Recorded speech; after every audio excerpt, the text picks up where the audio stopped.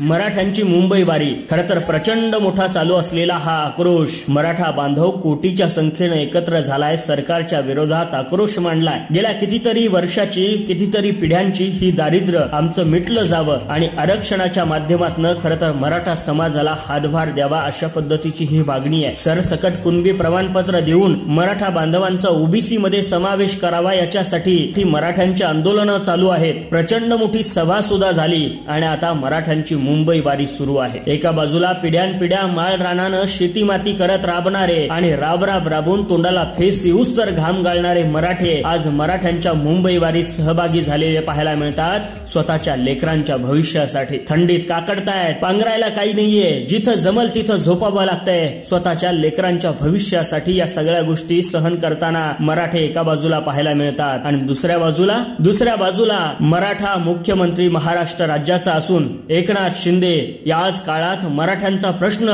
सोडायचा सोडून स्वतःच्या शेतात फसकट गोळा करताना पाहायला मिळत आहेत, फोटो सेशन करताना पाहायला मिळत आहेत आणि हे चित्र आम्ही तुम्हाला लाईव्ह दाखवतोय. खरं तर इतिहास नोंद घेईल. एका बाजूला पिढ्यानपिढ्याचं दारिद्र्य दूर करण्यासाठी मराठ्यांनी प्रचंड मोठ्या संख्येनं मांडलेला हा आक्रोश आणि त्याच्यामध्ये होत असलेले हाल मराठा बांधवांचे आणि दुसऱ्या बाजूला मुख्यमंत्री मात्र स्वतःच्या शेतात जाऊन आता शेती करतायत. मराठ्यांचा प्रश्न त्यांना आपला प्रश्न वाटत नाही का? मराठ्यांच्या बाजूने उभं राहणं त्यांना त्यांचं कर्तव्य वाटत नाही का? सदावर्तेसारखा एखादा माणूस मराठ्यांच्या विरोधात कोर्टात फिरतो त्यावेळेला मात्र हे सगळे गप्प का असतात? इतिहास या सगळ्या गोष्टीची नोंद घेईल. एक गरीब शेतकऱ्याचं पोरग मराठ्यांसाठी लढत आहे, तपावर बसून चटणी भाकर खात आहे आणि दुसऱ्या बाजूला मराठा समाजाचा मुख्यमंत्री असून सुद्धा मराठ्यांना आरक्षण मिळत नाही.